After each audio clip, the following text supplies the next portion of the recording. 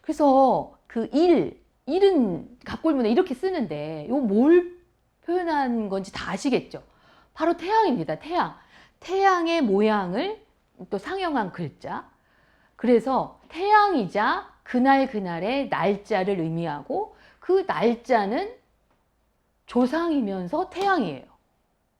그러니까 이 상나라의 조상인 왕들은 죽어도 다음 갑일에 떠오르는 태양과 더불어 그 영향력을 여전히 행사하는 영원히 죽지 않는, 시간을 지배하는 영원히 죽지 않는 존재로 계속해서 기려지고 있었다. 이런 것을 알 수가 있습니다. 그리고 이제 갑골편에 이런 내용이 있습니다. 갑진일에 묻습니다. 대갑일에 비가 오지 않을까요? 비가 올까요? 그러니까 요 갑진일이 갑일이잖아요. 그것은 대갑의 날이라는 거예요. 오늘이 갑질일인데 아까 대갑은 몇 대 왕이었죠? 이 3대 왕이었는데 이 갑진일을 대갑의 날 이렇게 말하는 거예요. 그래서 대갑은 이미 3대 왕이면 갑골문은 무정왕 시기부터 지금 발견이 되잖아요. 그럼 무정왕 이후인데 무정왕 이후에 이걸 물었다는 거잖아요. 그런데 그날을 대갑일이라고 말하는 거예요. 그래서 대갑은 왕으로 이미 죽었지만, 몸은 죽었지만 태양과 함께 영원한 존재로 계속해서 기려졌다.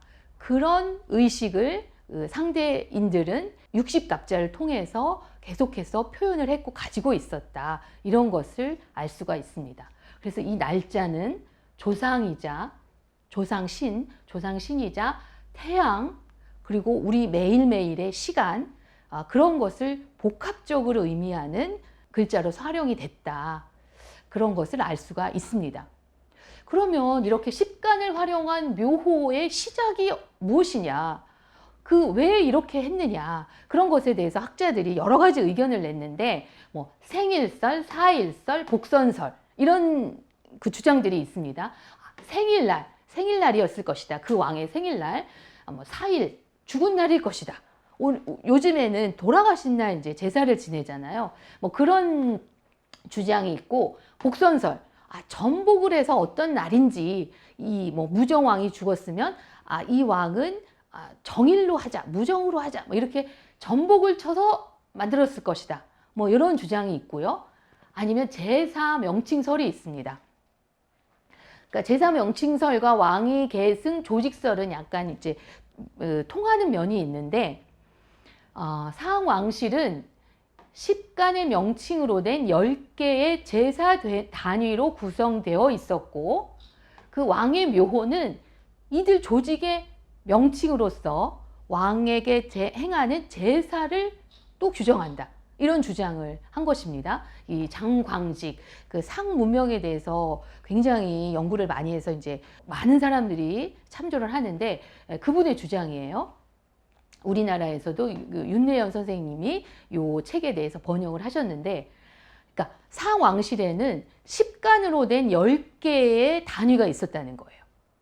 그래서 그 조직의 이름, 갑조직, 을조직, 정조직 뭐 이런 게 있어서 그 조직에서 이제 왕이 되고, 그러면 그 왕은 그 정이라는 묘호를 받게 되고, 또 그 정이라는 묘호에 따라서 제사의 형식도 조금씩 달랐을 것이다. 이런 주장을 하십니다. 저는 이 주장에 조금 더 이제 동의를 하고 있습니다. 그래서 인간 세상의 정치 질서를 어떤 우주관과 그다음에 사후관념에 반영을 한 것이 아닌가 이렇게 보고 있는 거죠. 왜냐하면 그 돌아가신 왕은 태양과 함께 그 영원히 살아있기 때문에 당시 상대인들의 어떤 사후관념까지도 이것을 통해서 알 수가 있습니다. 그러면은 아까 갑태양, 을태양, 뭐 정태양 이렇게 태양이 10개라는 의미를 가지고 있잖아요. 갑골문에서. 그런데 산해경에도 이 10개의 태양에 관한 신화가 여기저기에서 많이 나오고 있어요.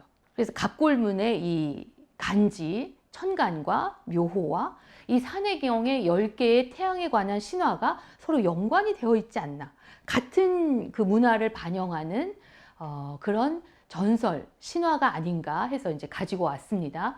내용을 살펴보면 그 산해경이 뭐 해경, 또 산경 이렇게 나누는데 원래는 이 책은요 그림으로만 돼 있었어요. 원래는. 그러다가 나중에 그 전국시대 뭐 이런 때도 계속 그림으로만 이 책이 전해지다가 왕실에 이 책이 있는 것을 발견하고 한데 그 책에다가 그 그림에다가 글자를 추가해서 왕에게 바쳤다고 합니다. 그런 이제 산해경인데 어떤 내용이 있냐면 동해 밖 감수의 사이에 희화국이 있다. 희화라는 여자가 있어 지금 가면에서 해를 목욕시키고 있다. 희화는 제준의 아내로 10개의 해를 낳았다. 이런 내용이 나옵니다. 대왕남경에. 여기 이제 10개의 해가 나오잖아요. 아까 갑을 이런 묘호를 봤는데 10개의 해가 나오고 희화가 나왔고 희화는 제준의 아내다. 이 제가 나옵니다. 제의 아들이 10개의 태양, 왕이라는 거죠. 갑골문과 이제 연관해서 해석을 하면 그렇게 해석을 할 수가 있습니다. 또 해외 동경에는 어떤 얘기가 나오냐면 아래에 양곡이 있다. 양곡의 위에는 부상이 있는데 이곳은 10개의 태양이 목욕을 하는 곳으로 흑치의 북쪽에 있다. 물 가운데에 큰 나무가 있는데 9개의 태양이 아래까지에 있고 1개의 태양이 위까지에 있다. 그러니까 큰 나무가 있고 아래에 9개의 태양이 있고 1개의 태양은 나무 위에 있다. 이런 내용이 나와요.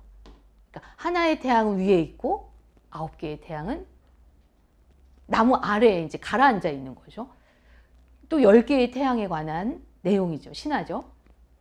또 하나는 대왕동경에 대왕의 한가운데에 어료군저라는 산이 있다.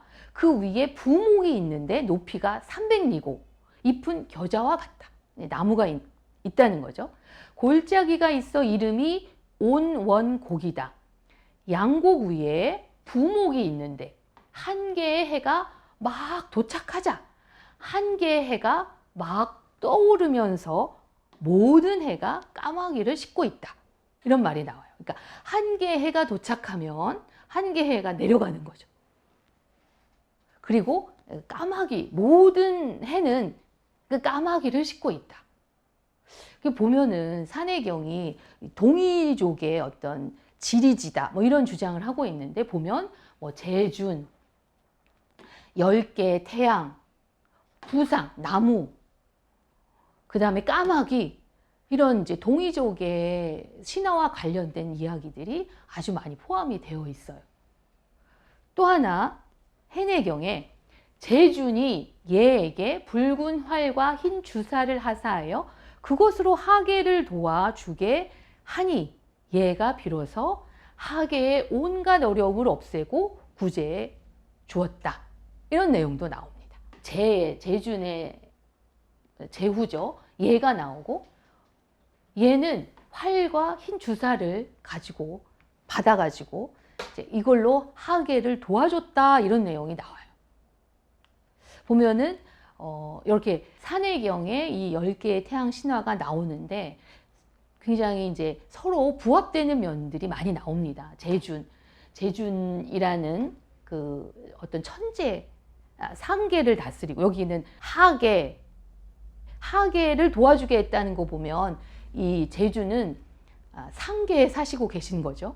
이런 하계와 상계 얘기도 나오고 10개의 태양도 나오고 나무도 나오고 까마귀도 나오고 태양도 나오고 그래서 이 10개의 태양 신화가 산해경에 많이 나오는 것과 우리가 지금 앞에서 살펴본 갑골문의 10개의 갑을병정 무기경신 임계 10개의 태양 서로 연관이 있고 그 당시의 문화를 반영하는 그런 내용이 아니겠느냐 이렇게 보여집니다. 그래서 한참 지나서 이제 서한식이 중국의 서한식이 회남자라는 책에 또 요 10개의 태양과 관련된 이야기가 나오거든요. 이거를 좀 살펴보면은 요의 시대에 이르러 10개의 태양이 동시에 떠올라 곡식을 마르게 하고 풀과 나무를 죽여서 백성들은 먹을 것이 없었다. 알유, 착치, 구영, 대풍, 봉이, 유사 등 모두가 백성들에게 해를 입혔다. 요는 예를 시켜서 착치를 주화의 평야에서 주사라고, 흉수에서 구영을 죽이고, 청구의 연못에서 대풍을 격퇴하도록 하였으며, 위로는 10개의 태양을 향하여 화살을 쏘고, 아래로는 알유를 죽이고, 동정에서 유사를 베고, 부림에서 봉이를 사로잡도록 하였다. 백성들은 모두 기뻐하여 요를 천자의 자리에 세웠다. 이런 기록이 나와요. 조금 여기서는 이제 좀 살벌해졌어요. 막 요의 시대에 이르러서 10개의 태양이 동시에 떠오르니까 얼마나 덥겠어요. 그래가지고 다 곡식과 막 나무가 다 말라 죽었어. 또 전쟁이 일어나죠. 막 서로 막 잘났다고 10개가 동시에. 이런 이 아류, 착치, 구영, 대풍, 봉이 모두가 이제 어떤 통치자를 의미하는 거죠. 통치자들이 막 서로 싸우고 다투는 거예요. 그래서 모두 백성에게 해를 입혀가지고 예를 시켜서 다 정리하도록 했다. 그리고 요가 천자의 자리에 올랐다. 이게 서한시기 회남자에 나오는 내용입니다. 그러면 아까 산해경과 이거를 한번 비교해 보자고요. 딱 보이는 게 회남자에서는 제준이 10개의 태양의 아버지인데 이제 요가 나와요. 요. 제준이 요로 바뀌었다. 그게 이제 첫 번째 특이한 점이죠. 그리고 10개의 태양이 동시에 떠올랐다가 이제 하나로 정리가 된. 그 하나는 뭐예요? 요잖아요. 요. 요가 천자의 자리에 올랐으니까. 그러니까 10개가 하나로 정리되는 그런 과정이 이 회남자에서는 읽을 수가 있습니다. 그리고 되게 중요한 것이 이 제준이 요로 바뀌는 이런 현상. 그래서 나중에 후대에 나오는 중국의 사서, 뭐 책 이런 거일수록 다 요예요. 저 뭐 고대의 일을 다 요가 했다. 뭐 이렇게 이제 기록을 하는데 갑골문에는 요가 나올까요? 이것도 되게 중요하죠. 요는 결론적으로 말하면 안 나와요. 갑골문에. 그 제주는 안 나오는데 제는 많이 나와요. 제는. 그래서 시기가 바뀌면서 한나라가 되면서 이런 신화들이 그 중국적 색채를 많이 가지면서 요나 순이나 이런 임금들이 아주 부각이 되게 됩니다. 그리고 이 10개의 태양이 이제 정리가 되는 거죠. 그리고 이제 후한 시대에 왕충이라는 사람이 쓴 논형에도 이 10개의 태양과 관련해서 그 글이 나오는데 한번 제가 읽어보겠습니다. 세간에서 말하기를 갑을로써 해의 이름을 붙였는데 갑에서 해까지 모두 10개의 해가 있다고 하고 해가 10개가 있다는 것은 별이 5개 있는 것과 같다고 한다. 이에 대해서 박학한 학자나 말 잘하는 사람들은 알기 어렵다고 하며 분명한 입장을 표명하지 않는다. 10개인지 1개인지 말을 안 한다는 거예요. 근데 진실을 말하자면 10개의 해는 없다. 그것을 어떻게 증명할 수 있겠는가? 이런 글을 남겼어요. 이 논형은 한나라 시대의 뭐 3대 저작이라고 할 만큼 아주 이제 가치가 높은 그런 저작인데 거기에서 이렇게 표현을 했습니다. 아니 10개의 태양이 있다는 그런 생각을 한때까지도 하고 있었다는 거예요. 그리고 그 10개의 태양이 갑을 병정 무기경신 임계로 불리워졌다. 그런데 내가 볼 때 이거는 참 아닌 것 같다. 이제 이런 거를 써놓은 거죠. 그래서 은나라 때부터 가지고 있던 그 10개의 태양 신화, 그것이 후한 시기까지 막강한 그 영향력을 가지고 있었고 당시 사람들의 관념 체계 속에 자리 잡아 있었는데 이때 한때부터 이게 변화하기 시작했다는 것을 알 수가 있습니다. 그래서 제가 이제 갑골문에서부터 이 후한대의 저작까지를 보면서 인간 사회의 어떤 정치 조직을 10개의 태양설로 이렇게 반영한 것이 아닌가. 정말 고대인들이 태양이 10개 있다고 생각했다기보다는 사람들의 어떤 정치 조직, 그런 것들이 인간 세상의 논리가 태양에 대한 우주관으로 반영이 된 것이 아닌가, 이런 생각을 하게 되고요. 한나라 때, 이때는 중요한 게 뭐예요? 왕권 강화. 유씨의 천하를 만들어야 되잖아요. 그러니까 10개는 이제 필요가 없는 거죠. 그래서 한 개의 태양, 한 개의 태양으로 관념이 바뀌는 거예요. 관념이 완전히 바뀌어 버렸는데, 그래서 이 10개의 태양, 뭐 이제 묘호를 막 이렇게 왕의 묘호를 이 가불병정으로 쓰는 것들은 주대부터 사라지기 시작을 했고, 한대에는 안 쓰죠. 그래서 10개의 태양 신화는 사라졌다. 그렇지만 십간과 십이지가 어떤 것과 결합을 해가지고 한대에 아주 음양사상으로 유행을 하게 됩니다.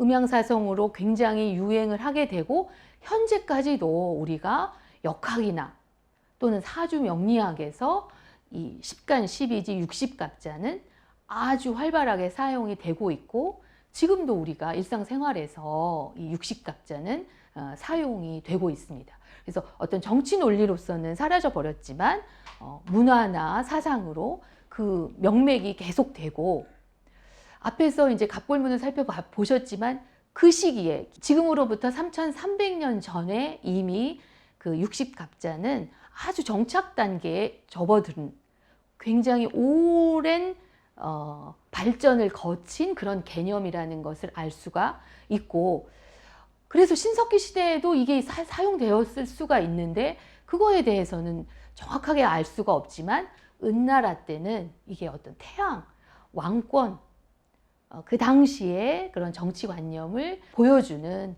그런 체계였다, 이런 것을 알 수가 있습니다. 이렇게 오늘 갑골문에 나타나는 육십갑자에 대해서 살펴보았습니다. 이상으로 강의를 마치도록 하겠습니다. 감사합니다.